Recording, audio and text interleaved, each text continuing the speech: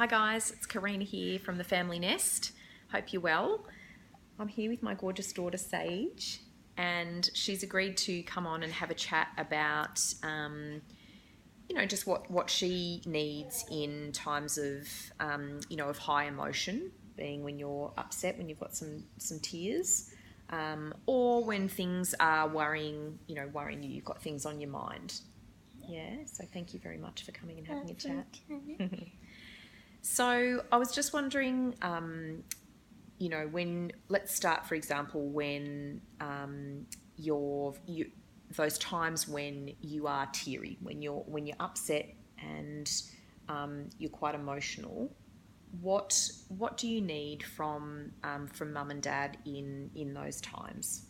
Well, mainly I would probably like you guys to sit with me, either one or two of you, because normally Dad's away, so you could help me sometimes when Dad's not here, or both of you, which is helpful. And I just like having times without like Jack and just having me and Mum or me and Dad or both of you, just us. Yeah, so you like to have some privacy. Yeah, some so privacy that time to in yourself. like your room or my room or even the spare room where I can just have some alone time with us. You. Yeah.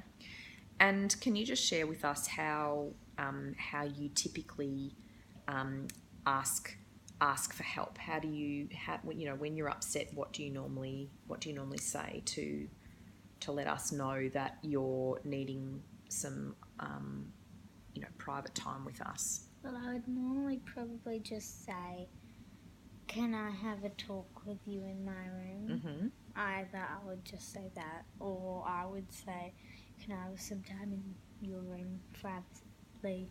Just because I'm feeling nervous or I'm feeling scared, worried, or like sad about something. Yeah, right. So when you're in, when we're having full blown tears, when there's tears, there's a bit of snot, there's it's all going on. Yeah. What specifically do you need from mum or dad in those moments when you've typically got a blanket up to your face or you've got your head in a pillow, or what do you actually need when you're crying, when your emotions, or what we call at the Family Nest, the emotional temperature's really high? Yeah. What do you need in those moments from us? Well, sometimes I might like some privacy, or sometimes I like, well, in one word, sometimes I like to have just some comfort, like what you do sometimes. Which is? Like, you explain just being there for me. And do I say anything? Yes, sometimes. Sometimes. What kinds of things do I say? You say comforting words. You say words that help me, that calm me down. So they help you, they calm you down. What are those words specifically? Like, it's going to be okay. Let it all out. Let it all out, yeah. Mummy's here. Don't hold it in. Yeah, don't hold it in. Mum's here. Sometimes you might ask me like a question about what's happening, which, that calms me down. And sometimes you do like these mind movies, or sometimes you do these little things where, like, I just have to close my eyes and just think. You do some imagining stuff. Yeah. That's usually after you've finished, though. I don't. Yeah. So, like, it's important just to let these parents know that I never really interrupt, do I? No, like, if you're crying, there's never a time limit. Yeah, no, there's never a time where I say, okay, that's enough, we're done now. Yeah. It's we have I guess a policy in this family where we just let it all pour out. So if that's a 10-minute cry, or if it's a 45-minute cry, Yeah. we just let it go. There's no Yeah. restrictions on that. And how does that feel to not be under pressure to stop? Helpful. It's helpful. Because if I would have had a time limit, I would have cried even more because I was under pressure. Because you're under pressure, yeah. But since it's not a time limit, I can let it all out in less than if I did have a time limit. Okay. So can you explain to me and share with us what the difference is when you start with all of that emotion inside your body and how it feels differently when you've let that all out and you're kind of having that and you're all done. Yeah. How does that feel for you? Well, it definitely feels different. I feel much more relaxed.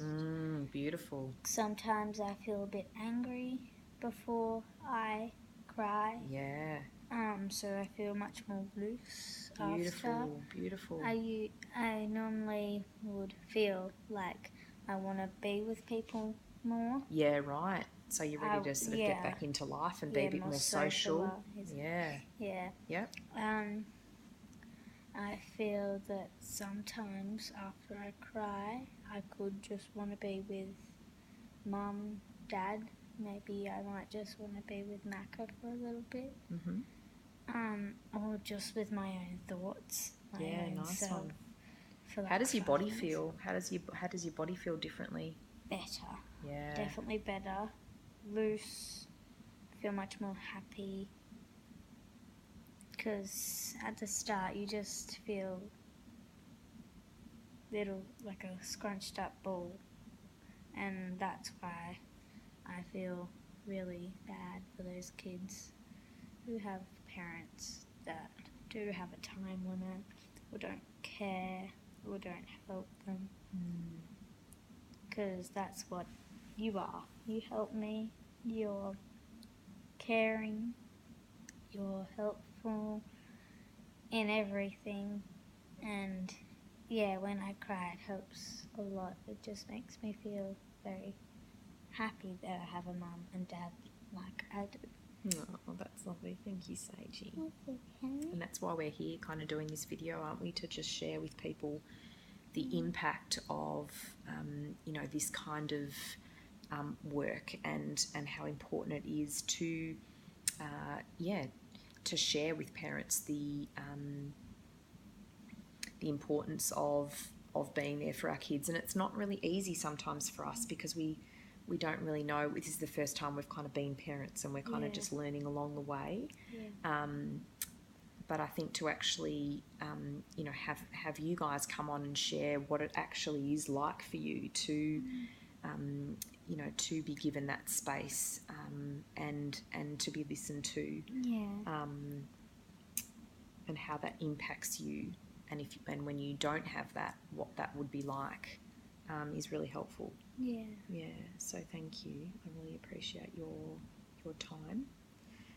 So just to I just want to recap what you've shared is just that you feel like it's really important to have some privacy. So when you're upset, you've got thoughts and emotions whizzing around, or you're very, very emotional, that you need some privacy, and that you would like either Dad or myself to be there with you, and to sometimes even just lie there and allow you to just cry or to just pour out. And I know that with Seiji in particular,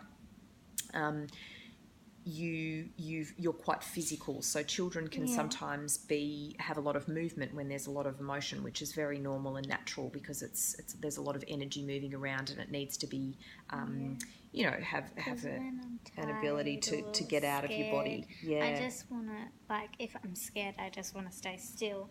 But if I'm annoyed, if I'm tired, mainly when I'm tired, I get really annoyed. And I get restless. And then I sort of go to baby mode, and I just get really, really, really restless. Yeah, and I and just your legs go and you kind of you're moving around. Yeah. But it feels good, I think, doesn't it, for you to be able to after. have that movement while you're crying, Yeah. and for that not to be restricted. Yeah. So the other thing you shared with us was that you didn't like to have a time limit on the amount of time that you were crying. It was just that you wanted to have that freedom to be able to just pour out and let it go, and that you will actually stop when you're ready to stop. Yeah. And that your body feels a lot lighter. You feel happier. You feel like you can be involved with the family again and be social again. Yeah. And that it's kind of all left, all of that heaviness and the tightness and the ball isn't in your body anymore. Yeah. That it's been released. Yeah, it's sort of like a little